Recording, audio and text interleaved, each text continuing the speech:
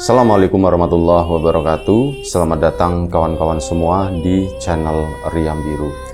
Terima kasih banyak untuk kawan-kawan yang sudah berkenan hadir di channel ini. Apa kabar kawan-kawan? Semoga sehat selalu sekeluarga. Amin. Baik, kali ini ada satu cerita datang dari Mbak Desi di Malang.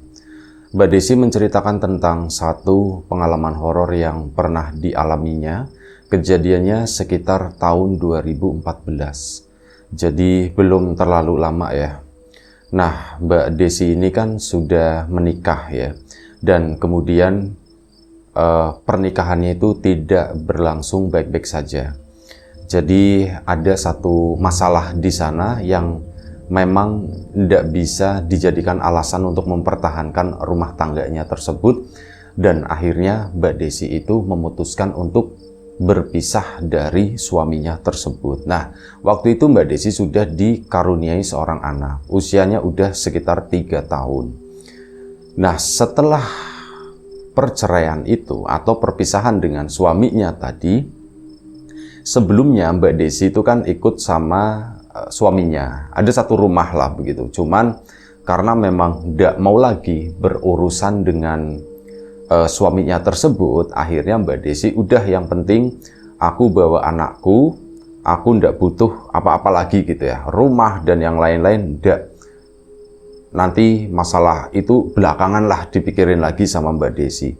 Sebelumnya kan sudah sempet komunikasi juga sama orang tuanya Mbak Desi ya, masalah rumah tangganya tersebut ya, dibujuk sama orang tua untuk sedikit bersabar atau apa, tapi sabarnya Mbak Desi itu udah habis. Jadi ya sudah, tidak ada yang perlu dimaafkan, tidak ada yang perlu diteruskan lagi.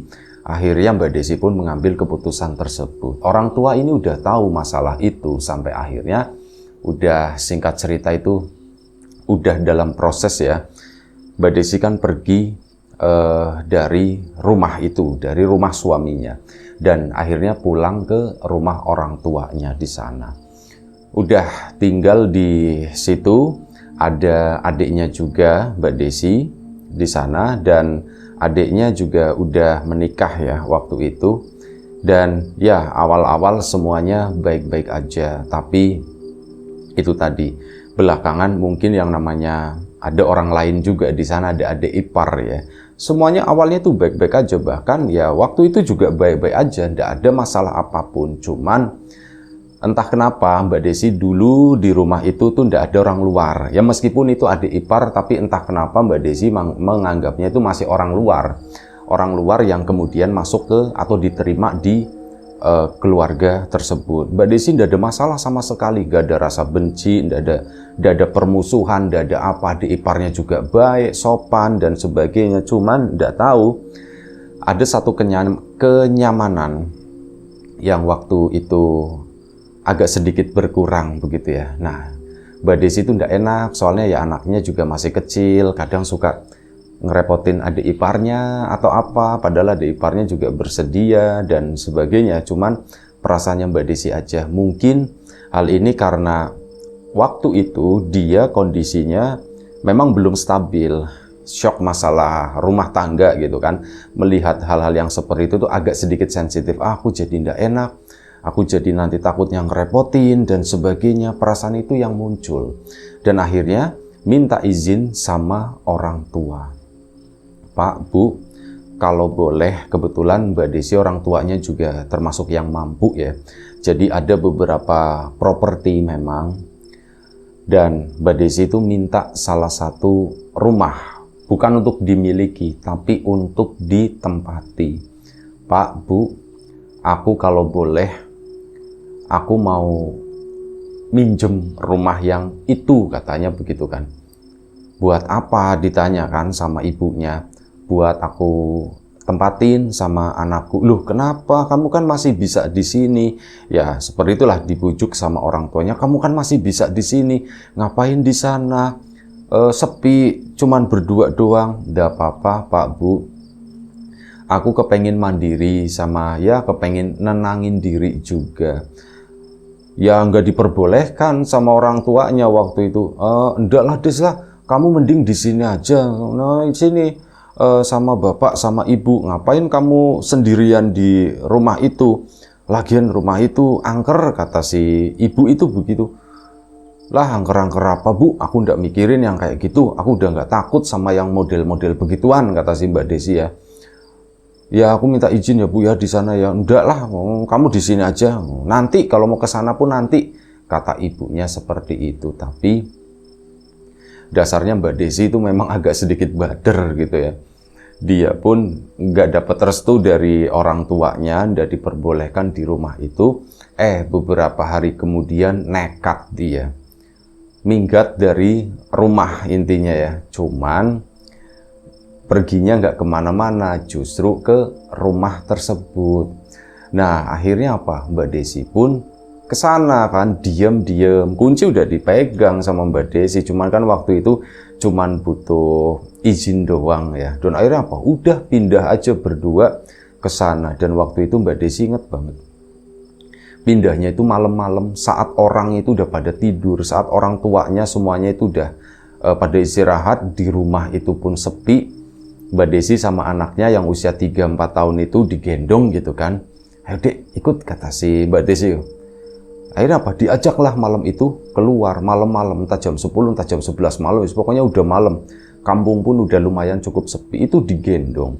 Bawa beberapa helai pakaian doang, sama adalah beberapa sisa uang begitu ya. Mbak Desi itu nekat menuju ke rumah tersebut. Nah rumah itu memang lokasinya tidak terlalu jauh dari rumah orang tuanya Mbak Desi, cuman memang beda kampung. Ke sana pergi malam-malam sambil bawa anak. Ini anak pun di jalan untungnya itu nurut, cuman ngeringkuk begitu doang. Mbak Desi jalan pun sambil nangis karena belum sembuh lukanya begitu ya. Singkat cerita, malam itu nembus ke sana ya, ketemu sama beberapa orang bapak-bapak malam-malam gitu kan ya. Ditanya, Mbak mau kemana Mbak? Malam-malam begini, ditanya begitu kan. Oh ini Pak, saya mau ke rumah itu, katanya begitu. Oh, mbaknya orang mana? Karena beda kampung kan. Mbaknya orang mana? Saya orang kampung sini gitu. Cuman memang mendadak Pak, saya mau tinggal di rumah sana, katanya. Oh begitu ya, sudah, hati-hati ya Mbak ya. Mau diantar ke sana atau gimana? Oh enggak usah Pak, terima kasih gitu ya. Bapak-bapaknya juga baik, sopan gitu ya. Akhirnya Mbak Desi pun ke sana lanjut perjalanan dan tibalah di rumah tersebut. Rumah yang memang waktu itu kondisinya gelap. Listrik itu kan nggak dinyalain, listrik tetap distorin. Masih listrik lama ya, jadi nggak pakai pulsa-pulsaan begitu. Distorin, listrik itu masih nyala, masih nyambung. Cuman kondisinya waktu itu memang dimatikan. Ya sudah, Mbak Desi pun ke situ. Kondisinya itu gelap dan akhirnya begitu dibuka pintu kan, jegrek-jegrek ya, rumah juga agak sedikit kotor. Aduh iya ya, rumahnya belum sempet tak bersihin. Sudah enggak apa-apalah.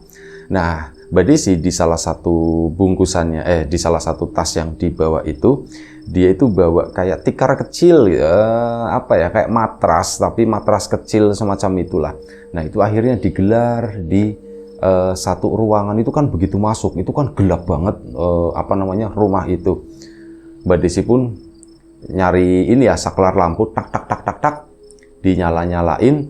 Ternyata di dalam kamar di situ, salah satu kamar yang tadinya memang mau ditempatin Mbak Desi itu kamar depan, lampunya itu bukan mati atau apa, tapi tidak ada lampunya, jadi belum dipasang mungkin ya. Karena memang rumah itu nggak dirawat secara khusus, enggak, dibersihkan secukupnya aja gitu kan. Akhirnya apa? Masuklah ke kamar depan tersebut, nggak ada lampunya. Ruang tengah nyala, ruang tamu nyala, di bagian teras juga nyala, semuanya sampai belakang itu nyala kecuali kamar depan. Mbak Desi pun anaknya kan udah ngantuk banget ya, udah tadi itu meringkuk seperti itu. Ini yang matras pun digelar di sana karena tidak ada kasur, adanya itu ranjang doang.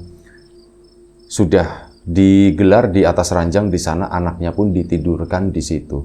Mbak Desi pun diem sejenak gitu kan. Lantai itu masih ada bekas tapak-tapakannya semacam itu karena berdebu ya, jadi kelihatan. Oh iya masih ini. Udahlah, besok berarti aku harus kerja kan. Ya udah, malam ini aku tidurlah, aku ndak ngapa-ngapain dulu.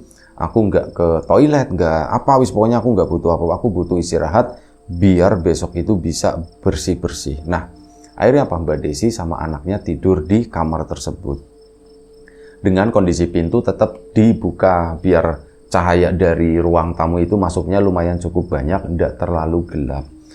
Nah, tidurlah, coba tidur di sana ya Mbak Desi itu nggak bisa tidur. Karena apa? Dia itu sering mendengar saat baru mau ngeliep gitu ya, mau les, mau tidur, dia tuh mendengar ada suara langkah kaki. Dek, dek, dek, dek, dek, dek, dek. Kayak orang yang ya lagi jalan di ruangan tersebut. Mungkin saking heningnya kali ya, makanya suara itu tuh terdengar.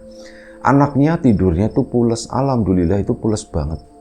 Dan sampai akhirnya ya mungkin sekitar jam setengah 1, jam 1 pagi Mbak Desi baru bisa tertidur. Tidur begini, namanya tidur di tempat baru. Udah begitu, ini kan cuman ranjang doang, di bawahnya itu papan-papan. Matras itu juga sempit, jadi sebagian besar udahlah dipakai untuk anaknya gitu ya. Nanti di sebelah sisi luarnya diganjel pakai tas supaya kalau anaknya guling-guling itu ndak keluar dari matras di situ. Mbak Desi pun cuma dapat pas di badannya doang segitu, coba merem, tidur tanpa bantal, tanpa apapun. Merem di sana akhirnya berhasil tidur. Nah, begitu kebangun sekitar jam 2, namanya tidur di tempat itu tadi ya, tempat baru kan tidurnya ndak pules ya. Dia kebangun begini, langsung yang dicek itu kan anaknya. Anaknya ndak ada, anaknya Mbak Desi. Loh, kemana sih? Misal anaknya siapa namanya, Heri lah begitu ya, apa namanya, jangan Heri itu ketuaan gitu kan, Ardi misalkan begitu kan. Nah, si Ardi itu tiba-tiba nggak ada, ngilang. Lu Ardi kemana gitu. Mbak Desi kan langsung turun, langsung bangun dari tempat tidurnya, cariin apa, si Ardi itu lagi, dia itu kan udah bisa jalan ya sebenarnya ya, cuman apa, ngelihat ada bekas ini, apa namanya, kan lantai itu masih berdebu ya. Kalau misal ada orang lewat aja itu tapak kakinya tuh kelihatan bekasnya di sana. Mbak Desi kan melihat itu, ini ada yang diseret-seret. Ngelihat tapaknya si itu ndak ada, tapaknya si Ardi itu ndak ada. Ngelihatnya tuh kayak sesuatu diseret-seret panjang-panjang begitu. Mbak Desi langsung turun keluar dari kamar. Begitu ngelongok, si Ardi itu berada di ruang tengah di sana. Dia itu posisinya tuh merangkak. Jadi jalan dari kamar itu bukannya jalan kaki, melainkan merangkak. Makanya itu bekasnya itu kayak diseret-seret panjang-panjang. Dia berada di ruang tengah di situ dengan posisi berdiri dan tangannya tuh nutup mata begini gitu kan. Terus kayak seorang anak yang lagi main-main lah di situ. Di Ardi langsung dipanggil kan. Iya bu, jawabnya seperti itu. Ini mata masih ditutup, iya bu, aku lagi jadi gitu ya. Intinya kayak lagi main petak umpet, seolah-olah tuh seperti itu. Si Mbak Desi kan bingung, kaget, ini anakku kenapa. Nah di situ langsung Mbak Desi ngelihat ke arah seretan-seretan itu tadi, bekasnya si Ardi merangkak di sana. Itu bajunya kan panjang ya, celananya itu, di celananya itu udah debu semua gitu bekasnya itu. Mbak Desi kesana merhatiin, loh kok ada tapak kaki lain, kayak orang jalan di sampingnya si Ardi ini. Mbak Desi mikir, aku ndak, semenjak masuk ke rumah ini, dia kan belum nyentuh daerah toilet belakang sana, belum nyentuh ruangan yang lain, cuman sebatas saklar-saklar terus masuk ke kamar depan ke situ. Kok ada jejak langkah ke sana, ke arah belakang situ, deket sama Ardi. Ini kan apa, si Mbak Desi akhirnya apa, merhatiin gitu kan, si Ardinya itu lagi di, sambil manggil-manggil, di sini Ardi sini, sambil Mbak Desi mendekat ke situ. Tek tek tek tek tek tek, akhirnya si Ardi pun diambil. Begitu diambil, kamu lagi mainan apa? Aku lagi main katanya. Ada teman katanya begitu. Ada teman apanya? Langsung Mbak Desi kan bawa masuk, udah tidur dulu gitu. Nah Mbak Desi pun di situ ngomong, maaf ya, Ardi mau tidur dulu, jangan malam-malam katanya begitu. Ini udah malam, Ardi harus istirahat. Mbak Desi pun ngomong seperti itu dan akhirnya pas si Ardinya dibawa ke kamar dan begitu ditaruh lagi di situ, si Mas Ardinya kan ya namanya anak kecil ya, dia tuh masih ngelongok-ngelongok begini ngelihat ke arah pintu, mungkin nungguin temennya kali ya, temen yang nggak kelihatan tersebut. Akhirnya udah tidur ya nak, tidur dipeluk sama Mbak Desi. Mas Ardi pun akhirnya nurut begini. Tangannya itu udah kotor, tadi megang begini ya, cuman untung matanya tuh nggak kenapa-kenapa gitu. Udah tidurlah si Mas Ardi. Nah di sana Mbak Desi itu mendengar ada suara tawa anak kecil, anak perempuan. Tapi suaranya itu dibilang jauh ya deket, dibilang deket ya jauh. Kayak suara yang menggema begitu loh. Cekikikik gitu ya, suara anak kecil lah. Tapi cuman sebentar banget. Wah Mbak Desi di sana pun, aku nggak takut sama yang seperti ini gitu ya. Masalahku itu lebih berat. Aku nggak takut, katanya. Aku nggak takut. Dan akhirnya dia pun berusaha untuk tidur lagi. Akhirnya tidurlah. Begitu udah tidur, sudah kan. Keesokan paginya baru Mbak Desi nyiapin. Sengaja nunggu Ardi bangun dulu. Dan akhirnya Ardi bangun sekitar jam 6. Begitu Ardi bangun, diajaklah ke sana, ke area belakang. Yang ya nggak terlalu kotor. Semuanya rapi, bak mandi dan yang itu bersih. Air pun nyala-nyalain, dijalan-jalanin gitu, dikocor-kocorin gitu kan. Dicek semuanya di area belakang, itu memang rumah itu sebenarnya siap huni ya. Dan akhirnya mandilah Ardi pagi itu. Yang teko buat masak air pun ada, semuanya itu ada. Mandi dan yang lainnya udah selesai kan pagi-pagi. Mbak Desi pun nyari sarapan. Ya jalan-jalan di kampung tersebut ke sana beli. Oh ada orang jual sarapan tidak jauh dari situ. Akhirnya ya belilah di sana. Dan ya nanya tentu saja yang jual, Mbak baru kelihatan Mbak tinggal di mana gitu kan. Saya itu Bu tinggal di rumahnya Bapak ini. Menyebut nama bapaknya. Oh rumah itu Mbak sekarang ditempatin Mbak deh. Iya Bu sekarang ditempatin. Iya Mbak bagus lah Mbak lah daripada tidak ditempatin. Nanti kosong, nanti malah tambah angker, kata si penjual nasinya. Iya Bu, ya cuman sebatas obrolan itu, lalu Mbak Desi pun pulang. Mbak Desi pun kepikiran, ini jangan-jangan Bapak sama Ibu pasti nyari ini, Desi kemana ya, Desi kemana ya. Gitu. Tapi sudahlah biarin aja, yang penting aku di sini. Nanti juga bakalan ketahuan sendiri, kata si Mbak Desi. Dan akhirnya sudah. Tinggallah di sana kan Mbak Desi sama si anaknya tersebut. Makin kesini Mbak Desi itu makin nyadar kalau di rumah tersebut dia itu nggak tinggal sendiri, melainkan ada sesuatu, ada entitas lain yang tinggal di sana. Jadi samar-samar ini sering saat masih pagi lagi sarapan sama Ardi gitu kan. Dia lagi sarapan, agak sedikit ngelamun, memikirkan masalahnya tersebut. Tiba-tiba serepet, ada yang lewat. Ada seorang perempuan, ibu-ibu, pakai kebaya, seret gitu kan. Siapa itu ya? Apa ini cuman perasaanku aja atau bagaimana?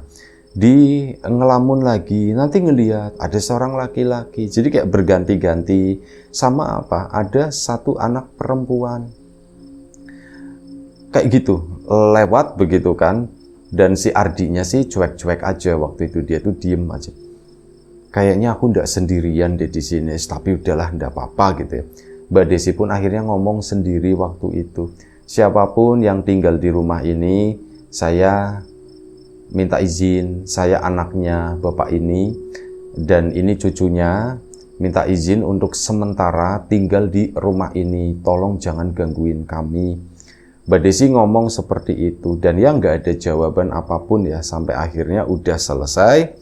Hari pun berlalu, Mbak Desi ya main sama Ardi di teras, di samping rumah, di situ nyuci pakaian dan sebagainya. Pokoknya aktivitas sehari-hari sambil dia mikir gimana ya caranya aku bisa nyari uang tambahan, aku bisa nyari pemasukan sementara Ardi tetap bisa aku pantau, bisa aku rawat. Ya belum ketemu ide waktu itu.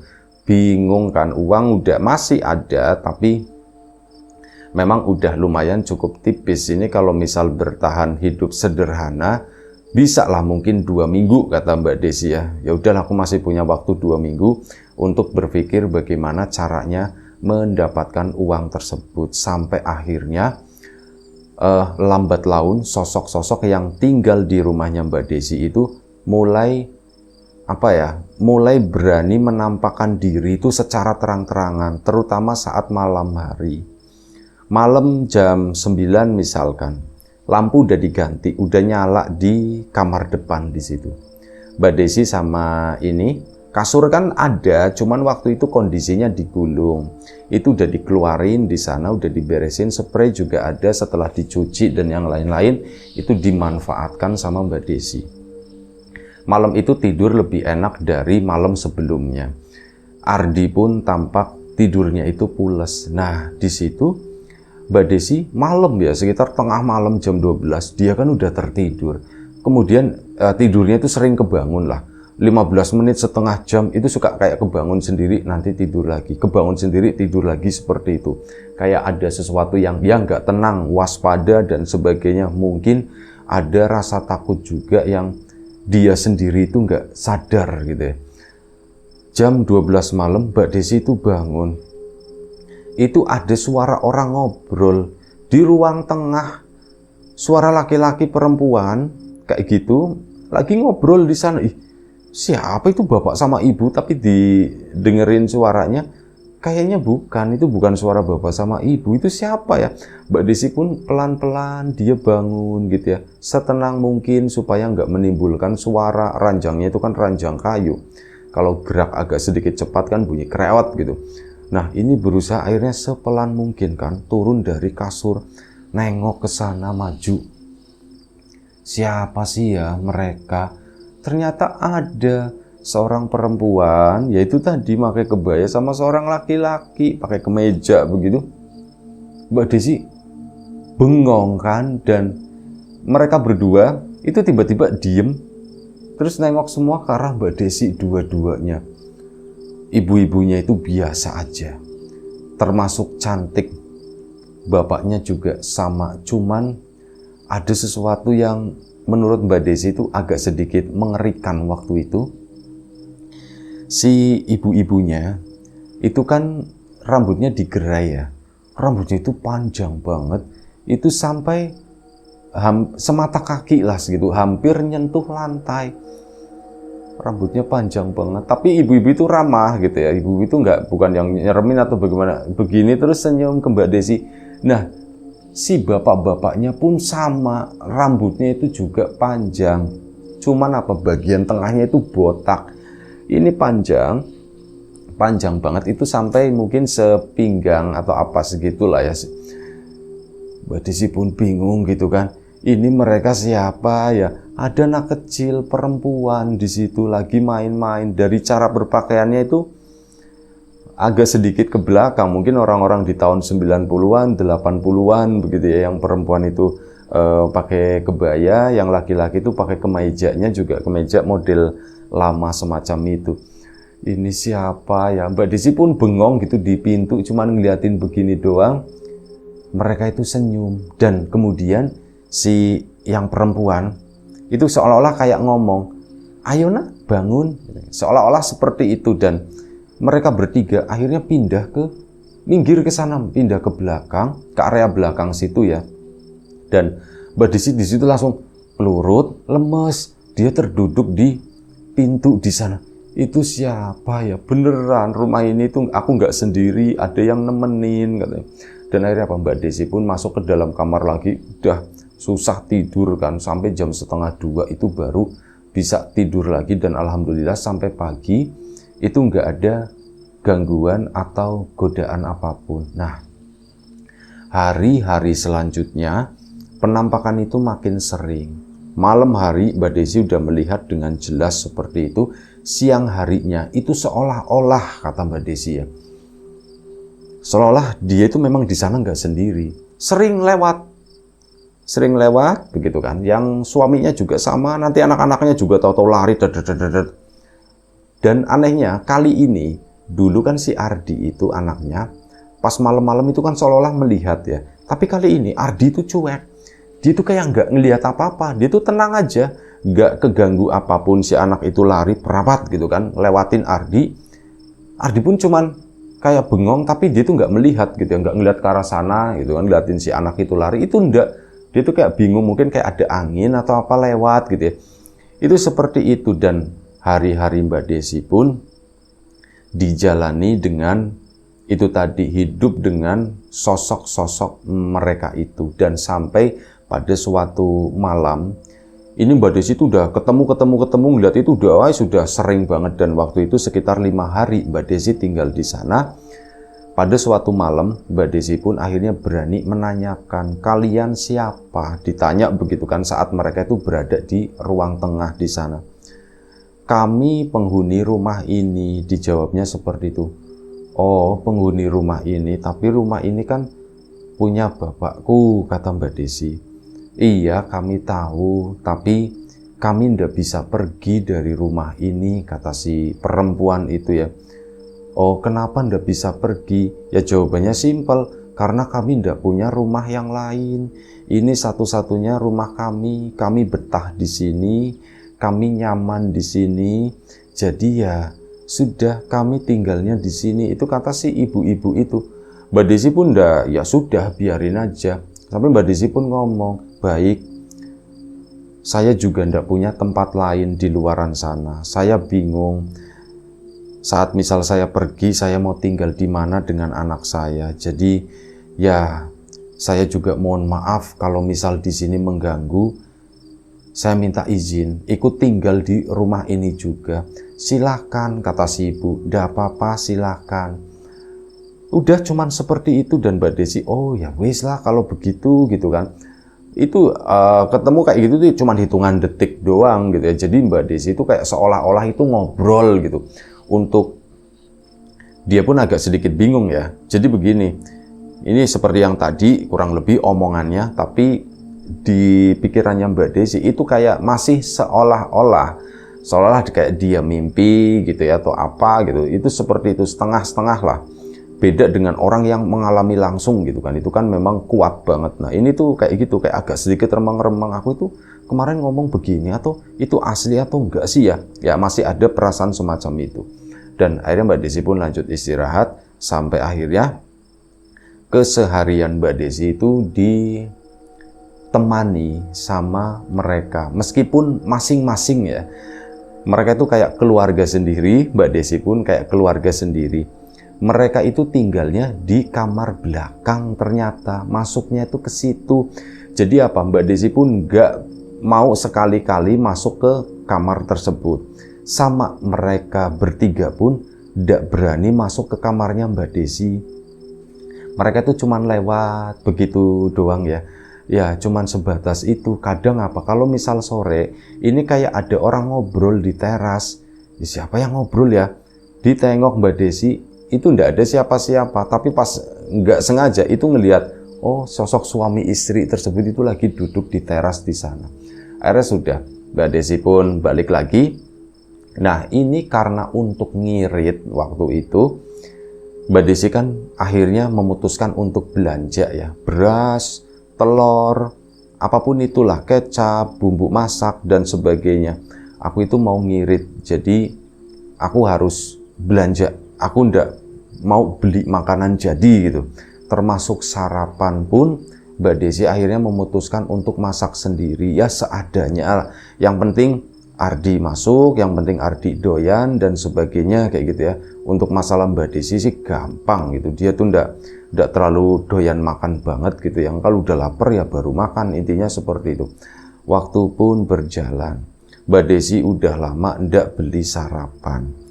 Dan waktu itu udah sekitar 2 minggu Mbak Desi tinggal di sana, tinggal di dalam rumah tersebut. Dan disinilah ada sesuatu yang aneh terjadi. Selain ketemu atau perkenalan dengan sosok-sosok penunggu rumah sana, Itu menurut Mbak Desi itu belum, inilah itu biasa aja gitu kata Mbak Desi. Itu bisa jadi cuman khayalanku atau memang beneran seperti itu. Ini Mbak Desi nggak tahu gitu ya. Tapi selama tinggal di sana itu seolah-olah semacam itu. Sampai pada suatu hari sekitar, itu kan dia udah tinggal sekitar 2 minggu ya. Dan kehidupan pun udah mulai terbiasa.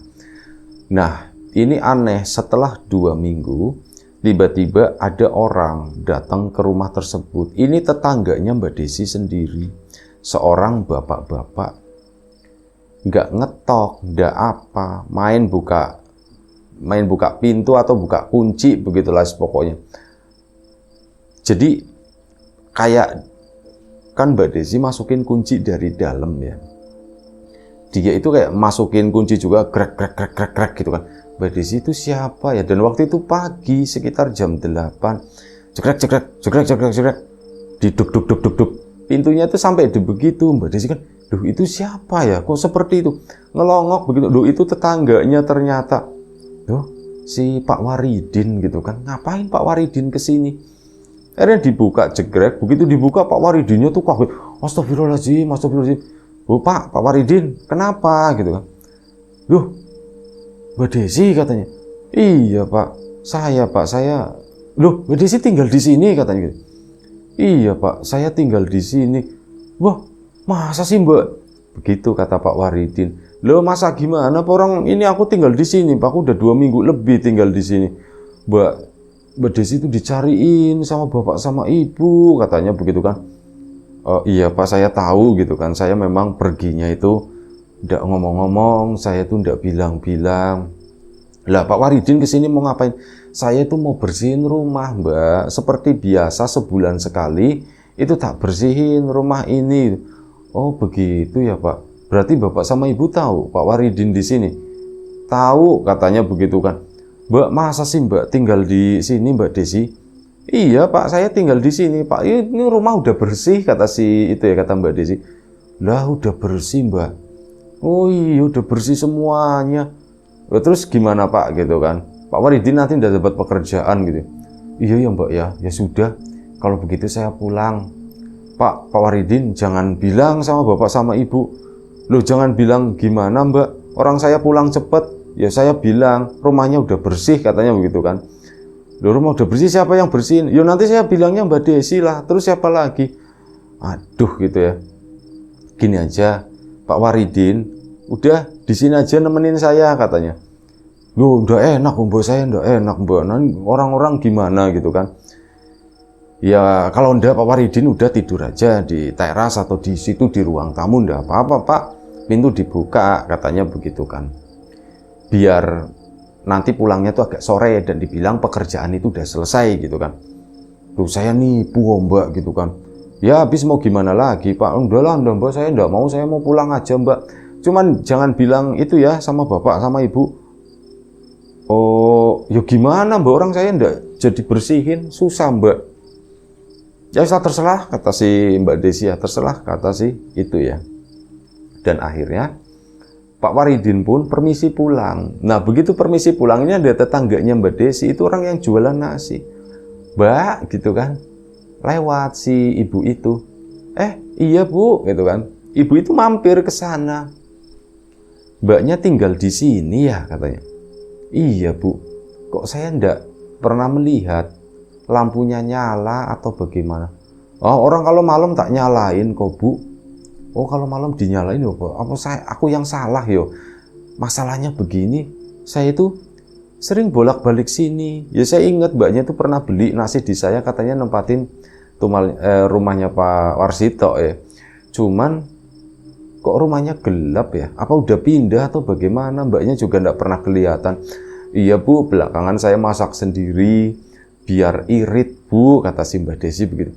Oh, cuma ya kalau malam itu loh Mbak, lampunya itu gelap Mbak. Enggak kok Bu, orang tak nyalain. Oh mungkin ini kali ya, saya yang salah ini, salah lihat atau bagaimana, kata si ibu itu. Bisa jadi seperti tadi udah pulang. Enggak lama, sekitar jam 10, orang tuanya Mbak Desi itu datang. datang ke sana dan yo kaget, Desi kamu di sini Des, kamu itu tak cariin bapak sama ibu sampai kemana-mana, taunya kamu di sini, kata si bapaknya. Pak maaf pak, oh Mbak Desi ambil cengengesan gitu, habisnya aku nggak boleh tinggal di sini. Bukannya nggak boleh Des, rumah ini tuh angker, katanya. Enggak kok Pak Bu, aku udah berteman sama yang penunggu sini, katanya begitu kan. Penunggu sini siapa? Itu ada ibu-ibu, bapak-bapak, sama seorang anak kecil. Nah di situ bapak sama ibunya Mbak Desi itu kayak apa ya? Diem aja waktu itu ya, kayak ada sesuatu lah. Dan Mbak Desi pun akhirnya nanya, Pak Bu, mereka itu siapa sih sebenarnya? Gimana ya? Bentar, kamu itu beneran tinggal di sini? Iya, aku tinggal di sini Pak Bu. Kok aneh ya? Aneh kenapa gitu kan? Kok rumah kayak nggak ditinggalin, kata bapak sama. Enggak, di dalamnya sih bersih, cuman dari luar itu kayak nggak ada yang ninggalin. Bapak itu sering bolak-balik ke sini tak tengokin. Barangkali rumah ini ditempatin. Kamu kalau malam nggak nyalain lampu? Tak nyalain Pak, lampu itu semua tak nyalain. Masa orang gelap begitu rumahnya, kata si bapaknya gitu. Nah disitulah si ibu yang jual nasi bilang, katanya rumahnya itu gelap, nggak ada yang nempatin.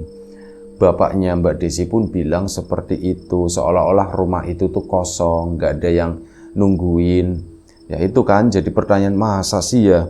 Iya beneran Des, beneran Bapak tuh sering bolak-balik ke sini, barangkali kamu memang nempatin rumah ini, cuman Bapak ya mau ngecek itu males gitu kan. Ternyata kamu di sini. Iya Pak Bu, aku memang di sini. Pak Bu, kenapa? Itu yang penunggu sini itu siapa? Kata si Mbak Desi. Akhirnya apa? Ibunya pun cerita. Jadi gini deh, sebenarnya yang kamu lihat itu apa? Ya ditanya sama ibunya kan. Ibunya ngeliat, Mbak Desi pun cerita, aku ngeliat Bu ada seorang perempuan, begini rambutnya itu panjang, tapi dia itu ya baik, nggak gangguin apa. Ardi pun nggak digangguin. Sama suaminya, sininya botak, cuman belakangnya itu juga panjang. Diceritakanlah sama ada anaknya, usia sekitar seginilah, waktu itu lebih besar dari Ardi ya, mungkin sekitar 7 tahun. Anak perempuan. Nah di situ siapa ya Pak Bu? Daripada kamu dengar dari orang lain, mending tak ceritain aja. Jadi waktu itu rumah ini itu ada yang ngontrak, katanya begitu kan.